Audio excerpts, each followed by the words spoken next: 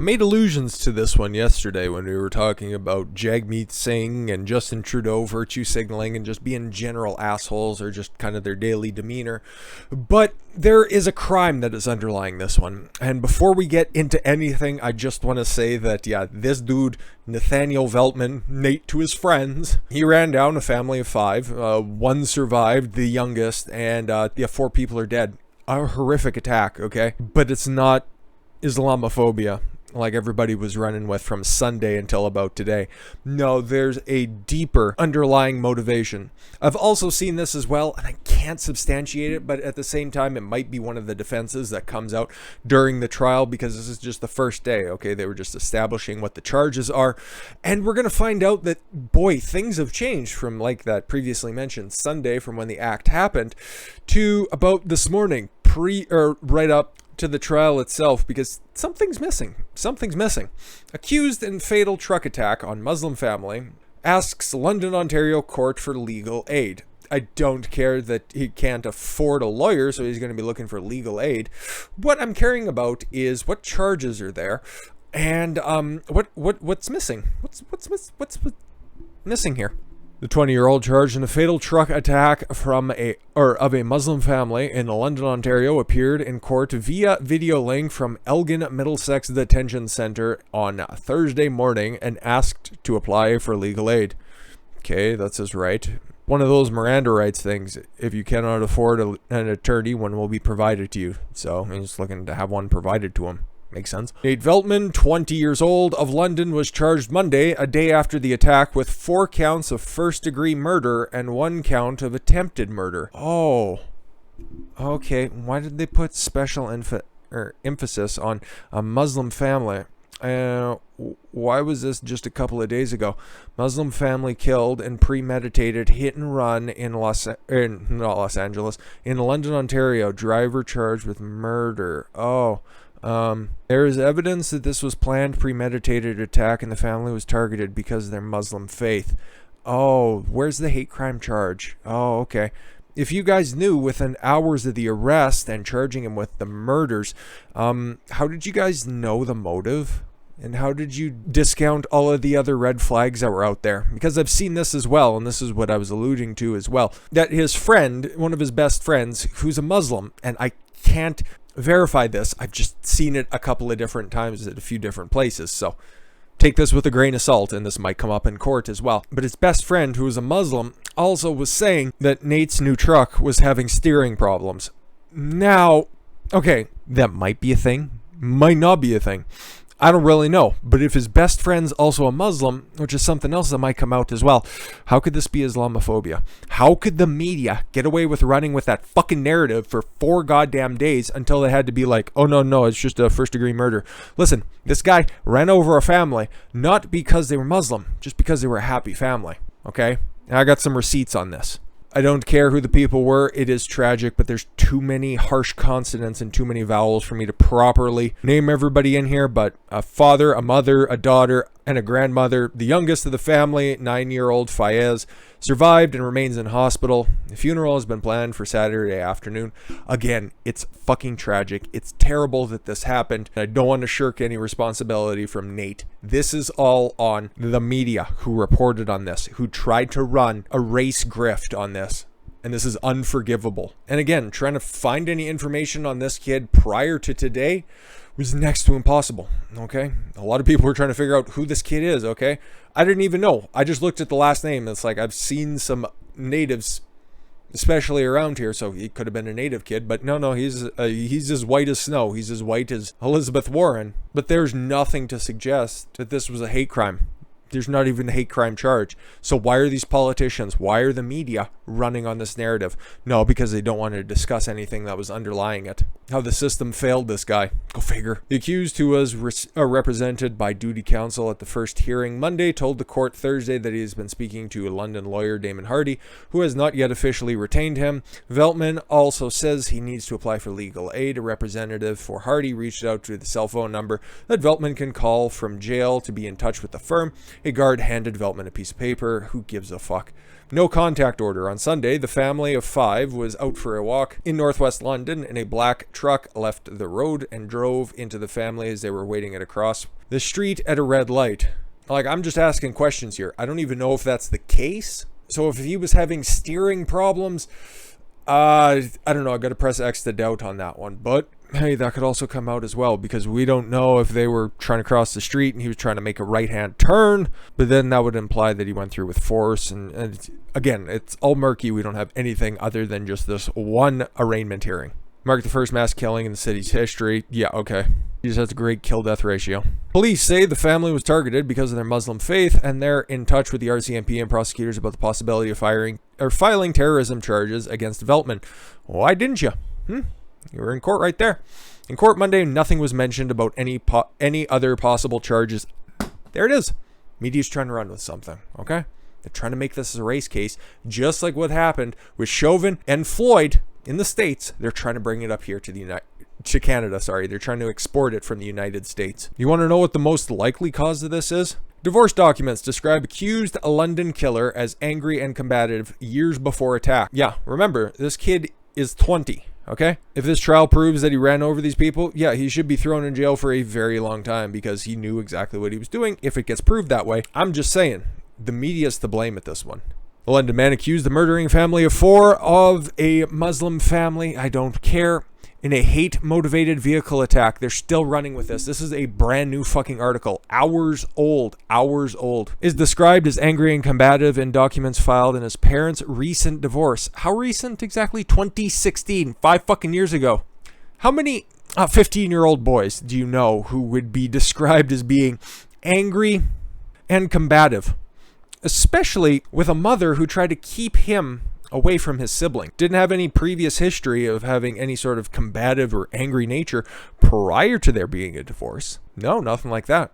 But all of a sudden, the mother, this worthless piece of shit, decided that she was going to put a restraining order against Nate and his sisters. Like, I couldn't find the divorce documents themselves, but it looks like the Toronto Star here said the quiet stuff out loud.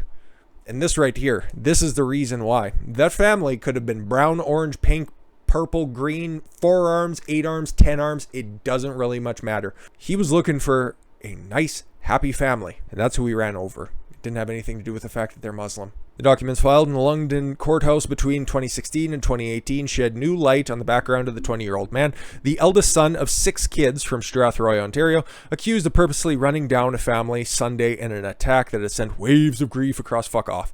They do not, however, offer any clear insights as to why Nate Veltman allegedly oh my god, you guys...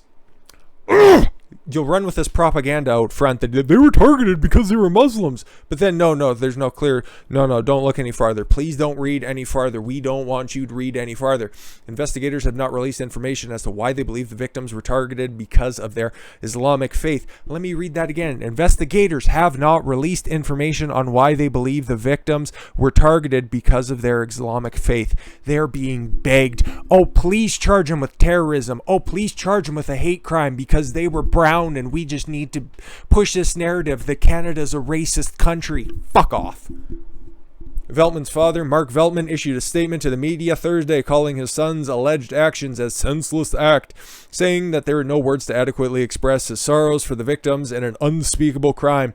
Notice what is being quoted: a senseless act, unspeakable crime. What else did he say? Don't know. Gatekeeping in the Canadian media. The records filed on the divorce between Mark and Alyssa Veltman include an order forbidding Nathaniel, who has a twin sister and 4 younger siblings, from spending unsupervised time with his brother and sisters. Could that have been the impetus for the divorce? Don't know, but seems like a really weird targeting, doesn't it? Over the course of the parents' separation, Nathaniel in particular developed a great deal of animosity towards the mother, the document stated. She described her son as combative and argumentative. She sounds like a cunt. He will follow me around the house and I'll have to lock myself in the bedroom because you're a fucking drama queen, wrote in a December 2016 affidavit.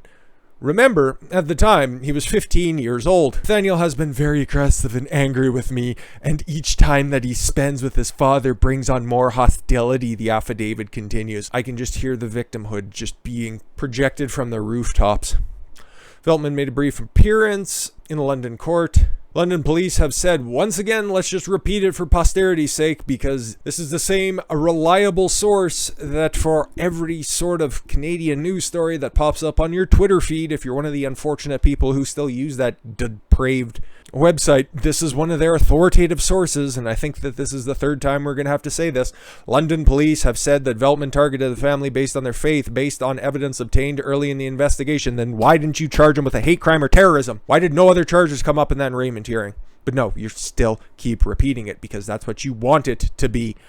At the time of the attack, Veltman was a student at Fashaw College and lived in a London apartment building nearby. He worked in an egg farm in his hometown, Don't Care. Mark Veltman stated in the affidavit that there were anger issues between the then 15-year-old Nathaniel and his mother. He claimed that this was because she was preventing Nathaniel from contacting him during the separation when she had full custody of all the children. Doesn't sound like any sort of a vindictive bitch you've ever heard of in a divorce settlement. No, you can't talk to your father. He's a bad man, but I want to talk to my father because, I don't know, he's my father. No, you can't do that. And then I'm going to call my dad, and guess what? Rips the phone out of his hand. Once again, this is totally just a straw man situation, but you can imagine that it definitely happened. He's trying to get in contact with his dad, who in every single divorce settlement, what happens, okay? Whenever there's a separation, whenever there's a big blow up, what does the man have to do? Leave the house, leave it all to the mother, because guess what? She is the golden goose. There's nothing bad that she could have done. And this dude's just trying to reach out to his father. He's the oldest of 6 kids, okay? There was probably a tight family that happened there. I want to know the initiation of this divorce so badly. And if anybody has the divorce papers on this one, or maybe we're just going to have to wait through the rest of this trial. Once again, this isn't any sort of cover that I want to run for this kid, okay? Because he drove that vehicle into that family. This is an indictment on the media. Unfortunately, Nathaniel's frustration with his mothers have become so significant that Nathaniel has retained his own lawyer and has voluntarily removed himself from her parental control. As of this date, I understand that Nathaniel's living with friends, he said in an affidavit. This comes from his father. In the affidavit filed December 2016, Alyssa said the separation and comments made by Nathaniel by his father have caused animosity between her and her eldest son. Yeah, maybe she's a lying bitch. Maybe not everything that a woman says deserves to be listened and believed to. I reserve the right to be completely wrong. Maybe, I don't know, Mark's a horrific human being with a long history of beating minorities, but nothing really seems to be coming out of this whatsoever. Nathaniel recently stated to me that I should no longer homeschool his siblings so I can get a job and support myself and stop using my dad's money. This kid actually sounds pretty based.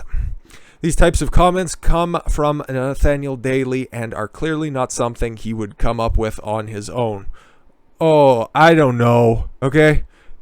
If apparently this kid is big enough and scary enough to just trap you in your bedroom, he's clearly big enough and strong enough and smart enough to come up with the idea that you're just being a freeloader, just raping his father of his hard-earned money. Then, 15 years old, Nathaniel began saying he wanted to move out. According to the court records, he withdrew from parental control on January 26, 2017, a month after he turned 16. In a letter from his lawyers, he was attending public high school in Strathry at the time. Alyssa was a stay-at-home parent. Aw, how nice. His father, Mark, worked at Lambton College of Applied Arts and Technology, according to the court records. So this guy was making a nice family, and this bitch did something to upset the apple cart and led to this fucked up situation. According to documents filed by his parents and dated August 2018, Nathaniel was diagnosed with depression. Oh, imagine after this, after all of the altercations he had with his mother. Diagnosed with depression, obsessive compulsive disorder, and prescribed an antidepressant and attending counseling. I hate this a lot. According to the documents, which included the terms of the couple separation, Nathaniel will not be unsupervised with any of the children. Remember, this circles back before August 2018 and was not to use the phone in any inappropriate ways. Why do I think that he was trying to get a hold of his father using a phone? Exactly for that. Not use his phone in inappropriate ways. Huh? Because, oh, guess what? He was probably trying to make a phone call. He was trying to, I don't know, text his dad.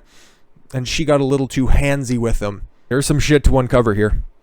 Or to speak negatively to the other children about their mother. Now, remember, she's a golden god and she cannot be criticized whatsoever. Both parents were directed to use their best efforts to encourage Nate to pursue therapy. I fucking hate Canada. Oh, so much. We're just about to the end of this, and it's about all I can take.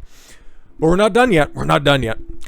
Further report was ordered on the issue of whether he could be left unsupervised with his siblings in the future, but that report was not part of the court records. Oh, okay. So yeah, brother gets excised from the family because he has a disagreement with his mother. Okay, cool. The records say the children were raised Christian. Mark Veltman, a good man, donated to a whole host of Christian outlets. Oh, so therefore, yeah, he's a straight, white Christian male, therefore evil, probably? Yeah, I'd imagine so. Veltman is scheduled to appear in court on June 14th. I will be definitely waiting to hear that, because I want to know how this went down. And the rest of this goes through the procedure that we've been over 1,000 times. Like I said at the beginning, several times during going through this article and the previous ones as well, I am not abdicating any responsibility from Nate if he ran through that family, okay? It's tragic that they all died, okay? I think we can all agree on that. But if you're telling me that this kid is a frothing at the mouth racist, somebody who is radicalized by his father after a divorce, and that the entire country is systemically racist because of that, and that's not being hyperbolic. Just go back and take a look at what Justin Trudeau and Jagmeet Singh have been saying. These are not fringe politicians. These are the people that right now, in cohorts, form a coalition government and rules over all of us, okay? Like some sort of progressive tyranny. They're running with that narrative. They're trying to push it so hard, but it just doesn't add up, okay? If you wanted to say that there's racism in the country, how about we take a look at 2 suspects arrested in connection with Mississauga restaurant shooting? Third suspect remains at large. Notice anything? Yeah, that's why you probably haven't heard about this one. 2 suspects were arrested this week in connection with a deadly shooting at a Mississauga restaurant in late May, with a third suspect at large, according to police. On Saturday, May 29th, 2021, police responded to a call in a shooting at 7:19 p.m. at the Chickenland restaurant in the area of College Way and Glen Erin Drive. According to Peel Regional Police, the suspect entered the premises and began shooting at the staff, striking 56-year-old owner, 44-year-old wife, his 2 sons aged 22 and 25, and a 58-year-old male employee, with the owner's 13-year-old daughter inside the premises. However, she was not physically injured. Naeem Akel, the 25-year-old son of the restaurant's owner, was pronounced dead at the scene. The remaining victims were transported to nearby trauma centers. Why didn't you hear about this? Well, Nakaja BC, a 31-year-old man from Brampton, was arrested on June 8th, 2021. Suleiman Raza, a 25-year-old man from Mississauga, was arrested on June 9th, 2021. Both were charged with first-degree murder and 5 counts of attempted murder using a firearm. The third suspect identified, Nath, that's his name, Nath, a 20-year-old man from Mississauga, remains at large. Why don't you hear about this? Well, I'll just let you deduce that at your will. Real terrorism that happened. Somebody who showed up and shot up a business. But racism, am I right? Fuck this country. I hope to hear more about the story. Most of how the remaining ammunition that these guys had was put to good use, especially against the wall involving all 3 of those guys. So yeah, I'd imagine the media is probably covering this one up, because the only place I could find a reference to it is here on the Post Millennial. But yeah, no, at the same time, CBC and Toronto Star, they'll still be running Islamophobia, and not the fact that the divorce system is completely and totally fucked. I don't know, we can't parse any sort of motivation from these divorce documents. I don't know, do your fucking job. Don't, then I can put you out of business. With that said, guys, I thank you all very much for the gift of your time. I've been Don Consuelo. I want you to follow your gut and get after it. Take care, everyone.